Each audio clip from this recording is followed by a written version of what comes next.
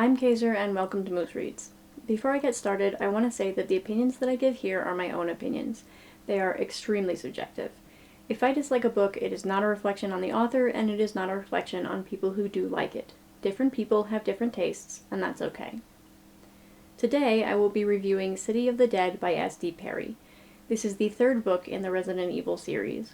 It is a sci-fi horror. The description says, a rookie cop and a resourceful young woman in search of her brother venture into Raccoon City on the very night that a horrifying viral outbreak has transformed every man, woman, and child into one of the living dead.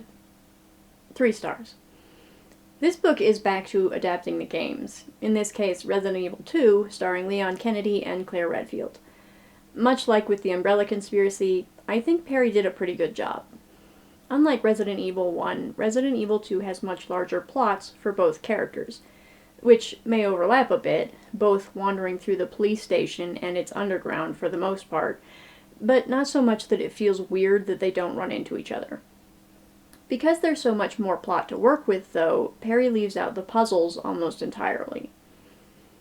This book introduces Ada Wong, a sort of spy femme fatale, and the few times the puzzles do pop up, it's usually her solving them before anyone else gets the chance to stumble into them. She's been sent on a mission to retrieve the G-Virus, and she isn't being managed by Trent, so she's got all the information she needs and can breeze through them easily. Side note, I don't think Trent makes an appearance in this one. Probably because both Leon and Claire just stumbled into the city at the worst time possible, so there wasn't room for him to stick his nose where it doesn't belong. It won't last, but it's a nice reprieve. Getting back to the issue of the puzzles, though, there's a kind of complex puzzle that involves finding a bunch of keys with card symbols and using them to get through the basement area of the police station to get to either the sewers or the underground lab. I think Perry would have been fine just leaving this out entirely, but instead she opts to have Ada collect the keys off the page and then tosses them in plain sight so Leon can find them. This might have been fine, except they immediately have to deal with a virus monster, and I don't think the keys or their respective locks were ever mentioned again. Ultimately, including the keys at all felt half-baked and out of place, and it really pushes my feeling that these books are strictly for people who have already played the games.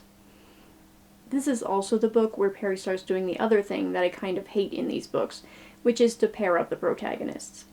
It's not egregious, there's just a few lines here and there about feelings, and it comes up a bit in both Underworld and Code Veronica.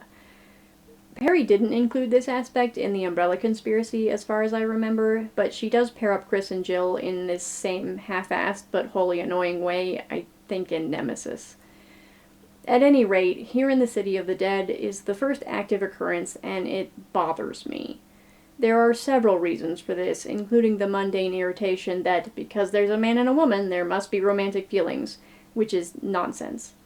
But mostly, I hate that she starts doing this because it makes no sense for these characters. Leon is busy falling a little in love with Ada, so the idea that he has any romantic interest in Claire makes him sound kind of fickle. It also causes some issues down the line, which isn't technically Perry's fault. She's not psychic, but if she hadn't put pointless fluff where it didn't belong, it wouldn't be an issue. Also, this is the only book that will feature my favorite Resident Evil monster, the Licker. I could have sworn they were in the first game, appearing where the dogs were at the same time the hunters replaced the zombies, so I was disappointed that they weren't in the Umbrella Conspiracy. But I looked it up, and apparently I'm wrong about that. Still, it's a real shame that across 6 books, and I'm pretty sure Zero Hour as well, we only get a single Licker from start to finish. Since it's the only appearance of my fave, I felt I should give it a shout out.